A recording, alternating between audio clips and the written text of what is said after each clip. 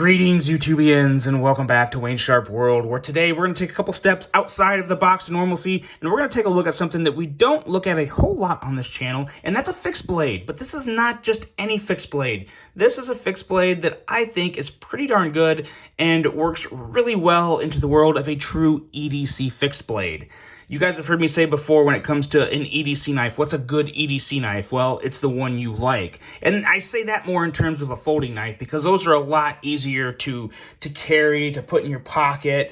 Fixed blades are a little different type of animal. There's a little more, at least for me, that goes into selecting a good EDC fixed blade. Now, granted, I don't have a lot, but when I got this one in hand, this is one that just checked a whole lot of boxes for me. So it's one I really wanted to bring to you guys. And this here is the SRK LeBlanc. Now, before I go any further into this review, I'd like to thank you guys for tuning in today. If you like what you see, please do me a huge favor, hit that subscribe button, follow along, and I will continue to bring you the content. Now, let's take a look at some overall specs on this knife right here.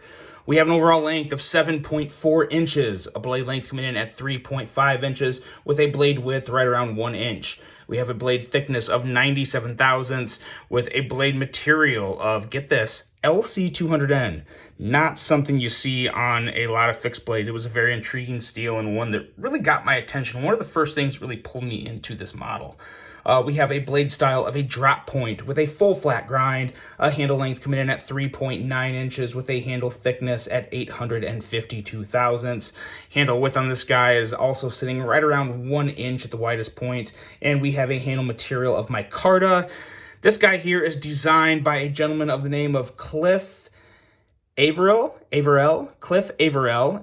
we will talk more about him and how SRK all came to be here in just a second. We have a weight coming in at 3.8 ounces, so not too heavy, and it really does not feel like 3.8 ounces. I'm wondering if that may be with the sheath, and the sheath is even light too, so I don't know. It does not feel like 3.8 ounces.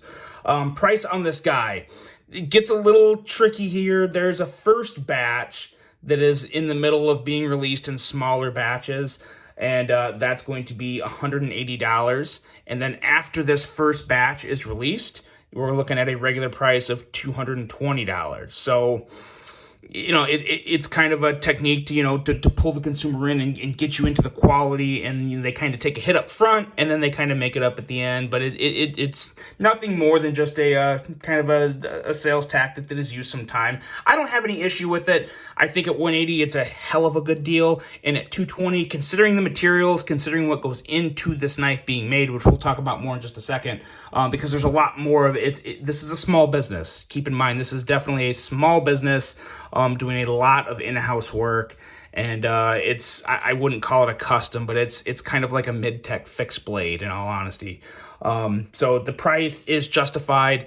Anytime you get into smaller batches, smaller companies, the price does go up, and that's understandable. That's just how it is. I don't think that's a surprise to anybody. So now let's get into some size comparisons first and take a look at that and see just how big of a knife this is. Now, I don't have a whole lot of fixed blades. I think it would be better to use just some folders, because that's what most people see on this channel. Let's go with the Civivi Brazen. As you can see, the Brazen is longer. And let's go with the Civivi Elementum. Get our Civivis in there, as so many people are familiar with them. And as you can see, it's definitely right in between the Brazen and the Elementum. Let's pull in a couple of American-made folders. We have the Spyderco Para 3, and then we also have the Hogue Deca. And as you can see, they're very close in overall length to the Hogue Deca. The Deca is, the Deca's pretty much the same length, just a little more curvature down at the handle kind of makes it look longer. But looking at this, at these little squares here, these are pretty much the exact same length. So I think that should give everybody what they need in terms of length and size and all that good stuff. And now, since we won't really be talking about the action of this knife, because there really isn't any, let's talk about the company. This is a cool story. This company here is started by Cliff Averill. Cliff is not only the designer, he is the owner of SRK. Now, SRK stands for Self-Reliant Knives, just FYI. And Cliff is actually a construction foreman that is now turned into a full-time knife maker. Don't get it confused. He was making a pretty good buck as a construction foreman, and he decided to put that stuff in the rearview mirror and pursue one of his true passions, which is knife making. So it's a really cool story. You know, it's I don't know if an underdog story is the right term for it. But he finally decided to just chase his passion, and I always applaud that regardless of what a passion may be. I think that's kind of what life's all about. The LeBlanc is the first production knife from SRK. The knife is named after the gentleman who actually sent me this for review, and his name is Alex LeBlanc.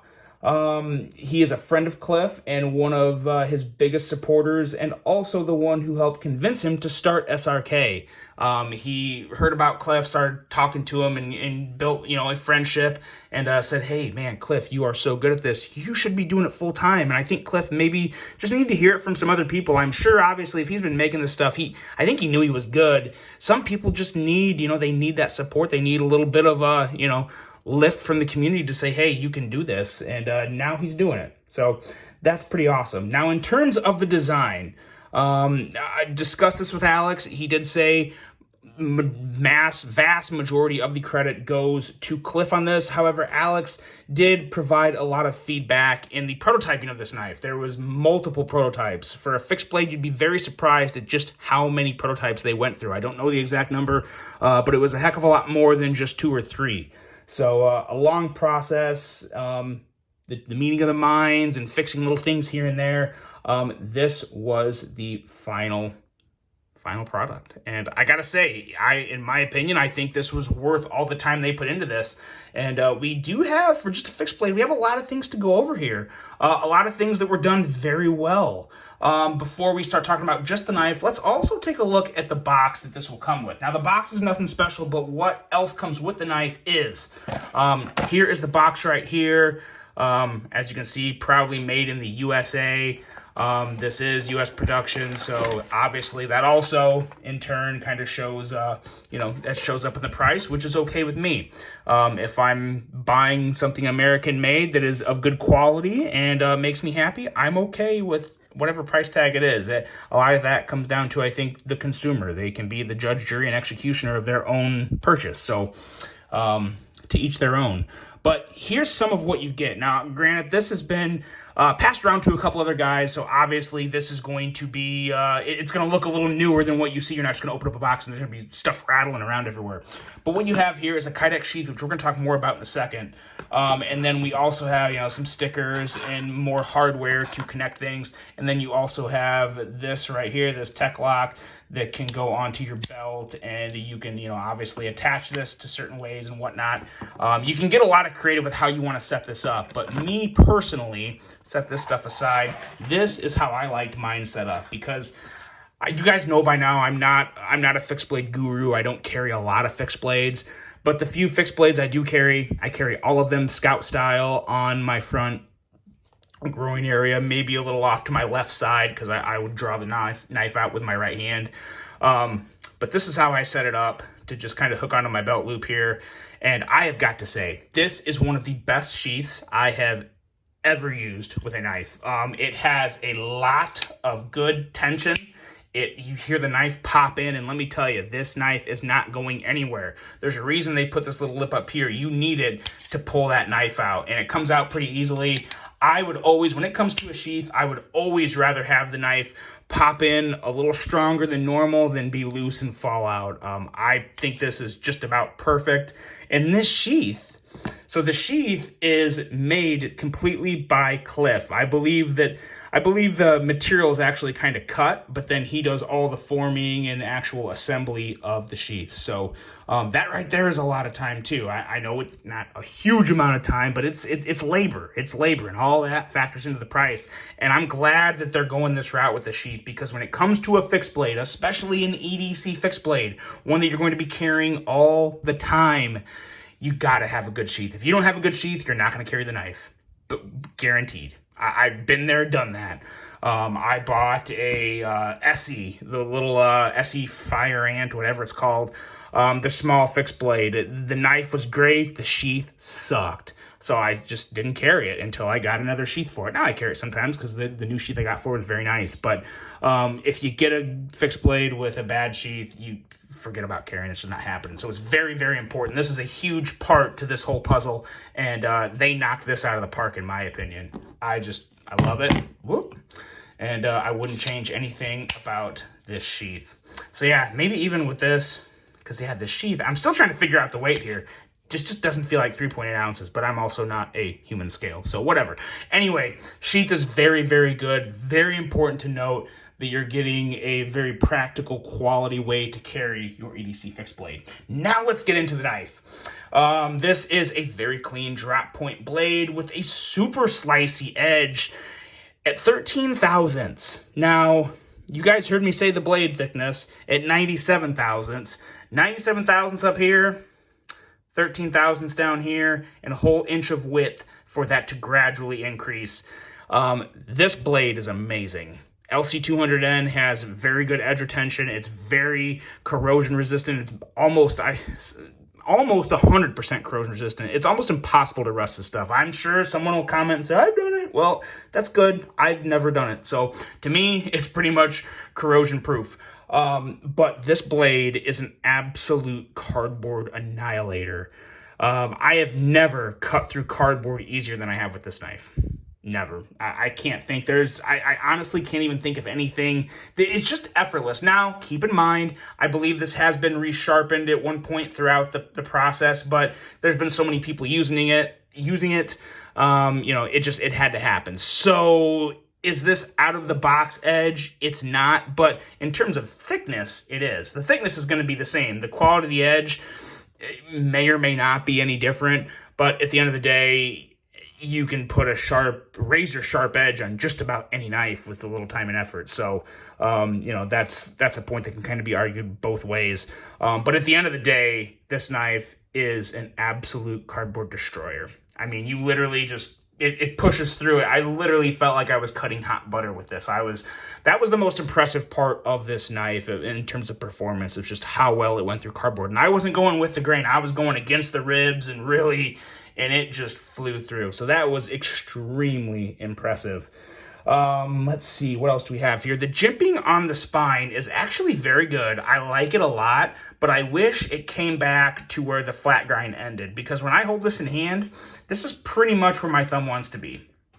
Right here. If I'm not reaching, if I just have a good regular grip, this is where I want my thumb to be. So I get very little, if any, of that jimping on my thumb. I feel like the first 1 or 2 notches, not enough to give me a good grip. But if that jimping came back here all the way to the end of the flat grind, it doesn't need to come all the way back to where the stock meets the handle, but just to the end of the flat grind right here, that would be perfect. That would be plenty enough to get that grip, because what jimping is on here is fantastic. Just needs to come back a little more for me to truly get full use out of it. But that would be that's really the only improvement I could think of on this blade. Like I said, this is a very well thought out blade with superb, phenomenal cutting geometry. So outside of that, I got no issues with this blade. It is absolutely gorgeous with a very, very, very nice steel selection. Going into the handle and ergos. Now, the ergos on this guy, of course, the one positive thing that you get with the fixed blade that you don't get with any folding knife of any decent size is it doesn't have a clip. So the ergos are just naturally going to be extremely good. The ergos on this are fantastic. It slims down a little towards the bottom of the handle. But you just have a very, very nice, easy, smooth grip on this. The one little complaint I may have is this micarta, while it is of great quality and looks fantastic, it's a little slippery. It kind of feels polished. Now, granted, that's going to depend, like, if you're in a dry place or if your hands are dry, it's probably not going to be too big of a problem. But if you're using this with sweaty hands, it could get a little slippery. So that I definitely got to throw that in there. But at the end of the day, I think for just general EDC use, like say you pull it out to cut up a cardboard box, or just a short cutting task. Even if it's a heavy cutting task, it's going to handle all that stuff fine. But if you're repetitively using it over and over and over and over again for, let's say a half hour plus, and your hands are going to start to sweat or you just start to perspirate in general, the handle could get a little slippery. So keep that in mind, but at the end of the day, it's not really a deal breaker for me. Let's see here. It carries very well. I will say, as light as this is at 3.8 ounces, it does carry very well. I really like the liners here along the stock. I think the black and maroonish, I consider this maroon. It's almost like a burgundy. I'd probably say more of a burgundy. But the brown and burgundy works very well. They use the black hardware, which I like. That's a lot better than going, satin or stone washed or something like that. I think it looks good. This kind of gets to the point to where there's not a whole lot else to say about this knife. When it comes to fixed blades, the whole review, in my opinion, is in the ergos and the blade. I mean, materials are important, but there's not really much to say about materials outside of the grip quality. When it comes to steel, you list the steel, and if that's good, it's good. But overall, what you have here, in my opinion, is definitely one of the best true EDC fixed blades that I've ever handled. Now, granted, I haven't had a lot. This is definitely about as big as I would want to carry, because even when you have this in the sheath, referring to myself personally, I'm a bigger guy, I'm a little wider, so it's a little easier for me to carry a bigger blade, but I still don't like the handle sticking too far out at an angle, kind of like, sticking out towards the front of my gut, looking like something other than a knife under my shirt. But no, this is just as big as I would ever want to carry a fixed blade, but I gotta say, I would 100% carry this on a regular basis. It is of phenomenal quality. You can tell that there is a lot of true hand assembly and hands put this together, which is a good thing, as long as it's done the right way and done with care and quality, which Cliff is obviously doing that over there at SRK.